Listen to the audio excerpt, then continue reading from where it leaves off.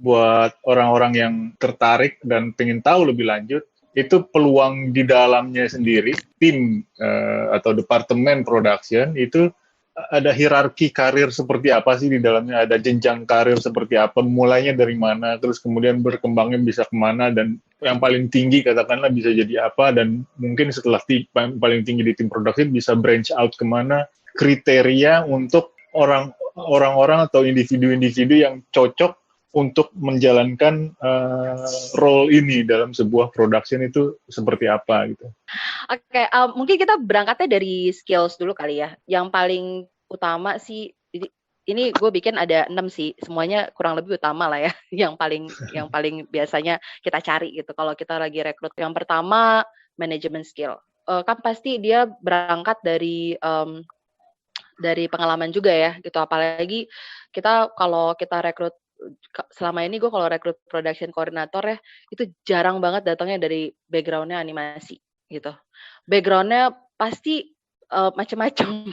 Ada yang dari kalau desain mungkin dia paling nggak tahu ininya ya, apa namanya, dunianya gitu. Tapi ada yang dari sekolah-sekolah yang nggak berhubungan sama animasi. Bahkan gue sendiri kan mulainya nggak dari animasi sama sekali ya gitu. Tapi manajemen skill ini penting sih, karena memang pertama ketemu production team tuh bakal ketemu sama banyak orang, macem-macem orang di dalam production. Ada 100 orang ya berarti 100 kepala kan, terus berarti ada sekian banyak sifat dan kelakuan dan sebagainya. Jadi memang lo mesti bisa manage timnya, karena pada dasarnya production team itu bukan nge-manage animasinya, nge-manage artisnya gitu. Kemudian karena nge-manage orang, berarti lo harus bisa komunikasi kan. Kita punya production coordinator yang nggak terlalu banyak ngomong. Communication skill bukan berarti lo harus ngomong tiap saat gitu, tapi paling tidak lo bisa menyampaikan informasi dengan baik, kemudian menerima informasi juga dengan baik, kemudian pada saat berkomunikasi pun lo juga berpikir komunikasinya sama siapa, kira-kira penyampaiannya seperti apa dan sebagainya, itu harus ada di situ. Kemudian resilient itu apa ya bahasa Indonesia? Tahan banting kali ya. Kayak ini di production tuh banyak banget kita kan kerjanya kalau di production deadline ya gitu. Jadi semua ujung-ujungnya adalah deadline gitu. Whatever you do, it's going to be about deadline gitu. Jadi ada pressure, mungkin ada banyak masalah, issues yang memang harus diselesaikan. Memang harus ada resilient untuk you can fall but you have to bounce back gitu. Jadi itu attitude yang biasanya kita cari gitu. Kemudian confident gitu, karena confident dalam artian memang ketemu sama orang, learning new things gitu, memang butuh percaya diri kan gitu. Kalau aduh nggak bisa nih, ini. Sementara kalau production team tuh biasanya kita jadi orang yang memotivasi orang-orang gitu ya. Gitu yang okay, we can do this, and then those kind of thing. So tentunya kita punya waktu down and up gitu ya. Tapi dalam pengalaman gue selama ini, untuk bisa confident untuk setelah dia balik lagi kemudian tetap percaya diri, that's it's a goal of production team gitu.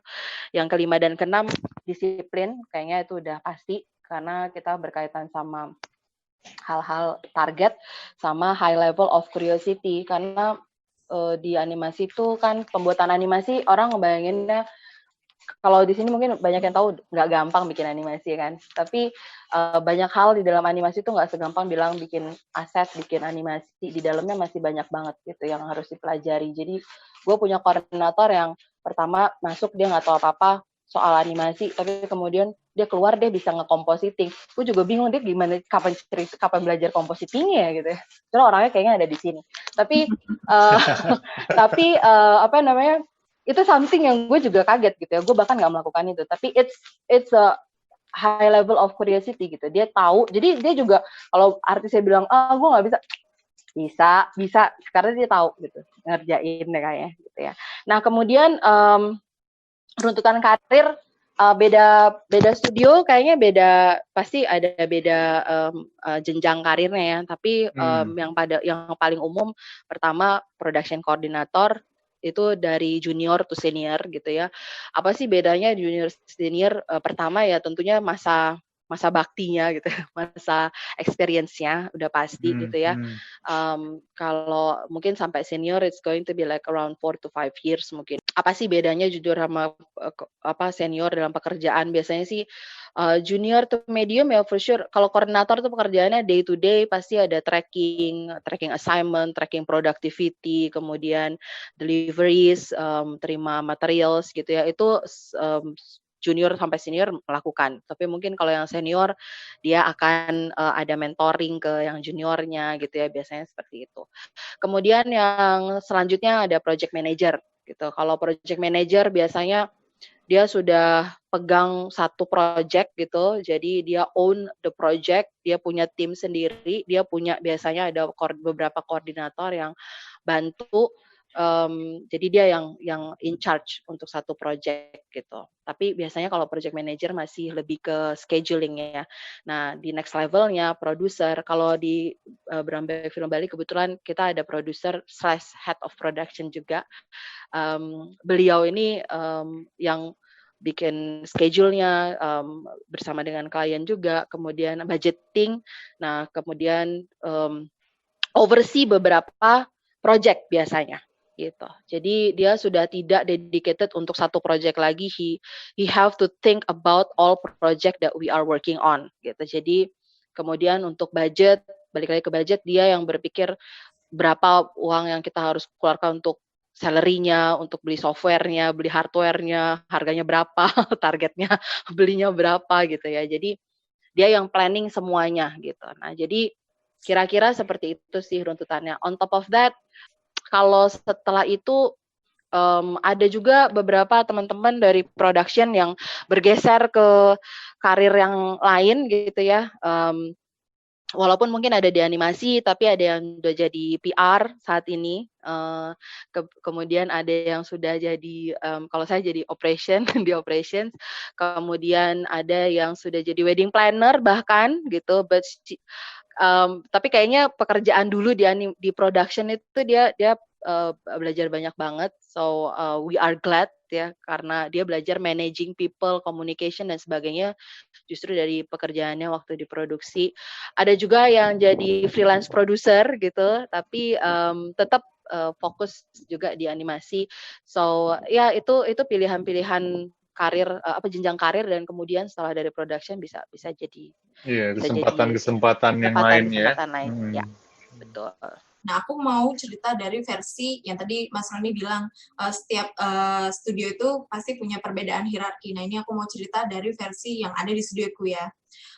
Yang pertama, tadi untuk masalah rentetan hierarki, tadi kan Mbak Nin udah jelasin masalah ada junior to senior di production coordinator.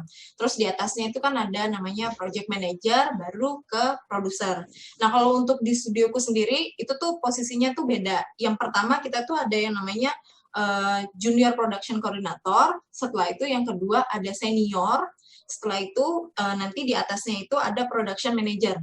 Jadi sebenarnya yang senior sama junior sama aja, kayak yang tadi Mbak Anin jelaskan, yang membedakan itu adalah si production manager dan si project manager. Kalau di project manager yang tadi Mbak Anin jelaskan, dia memang lebih ke mikirin untuk masalah schedule-nya seperti apa, terus habis itu focusing-nya hanya bagaimana, dan hanya megang satu project aja. Nah, kalau yang di posisi aku kan sekarang aku posisinya ada di production manager. Ini tuh sebenarnya separuh-separuh. Jadi, kalau yang di One Animation, kita juga ngebahas untuk masalah schedule juga, tapi ditambah dengan diskusi juga untuk masalah kayak hiring proses, ditambah juga untuk penghitungan manpower juga. Nah, itu dikalkulasiin ada di production manager. Ini yang mungkin agak sedikit beda.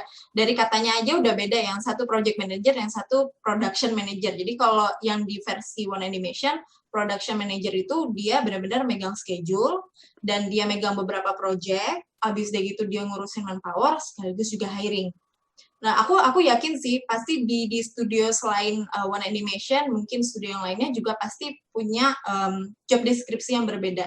Tapi sebenarnya intinya itu sama, mereka lingkup kerjanya itu adalah gimana caranya memanage supaya si production ini bisa berjalan lancar dan bisa deliver on time. Sebenarnya intinya itu sih.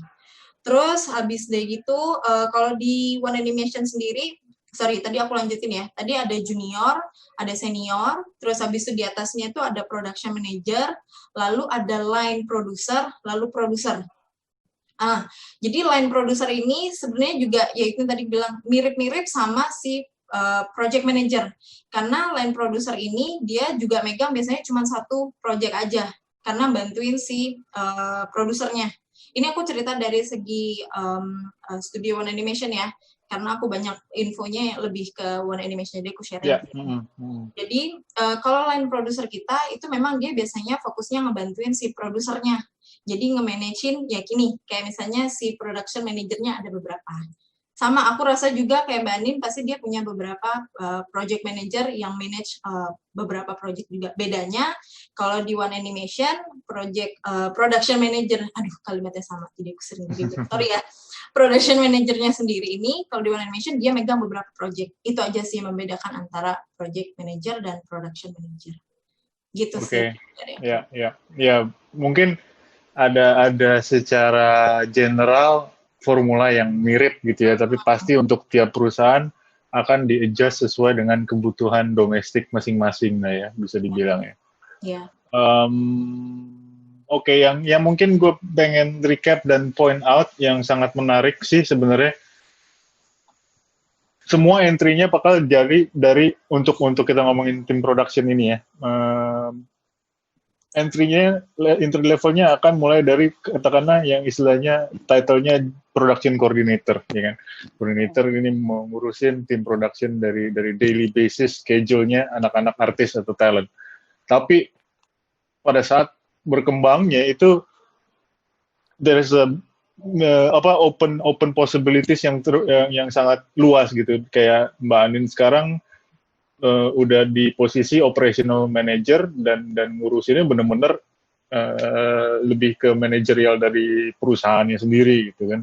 Mungkin kalau Mbak Andrea masih sifatnya di tim production-nya ya, tapi yang lebih kayak katakanlah in charge of the whole department of production mungkin ya.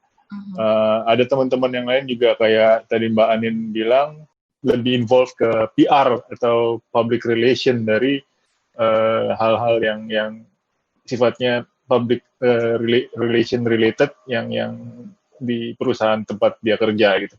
So ini jadi buat informasi ke teman-teman juga gitu. Kalau ada peluang yang sangat besar gitu di lini production unit ini sendiri gitu. Jadi end up kalau misalnya nggak bisa, mungkin feeling, bahkan bisa jadi kondisinya gini loh. Kalian lebih care about the delivery of the product. Ya kan, mungkin kalian sebagai artis iyalah suka ngerjainnya, cuman at the same time kalian tuh lebih greget sama gimana sih produk ini biar jadi dengan baik gitu. Nah itu mungkin karakter seperti itu lebih cocok di tim production, karena sangat akan advantageous juga kalau misalnya kalian di tim production juga memiliki sense of, katakanlah, bagaimana melakukan satu pekerjaan yang sifatnya artistik seperti itu gitu. Jadi kalian bisa melakukan penakaran dari segi waktu atau kompleksitas ya kan, atau difficulty gitu. Jadinya akan sangat membantu untuk melakukan performance di ranah production team sendiri.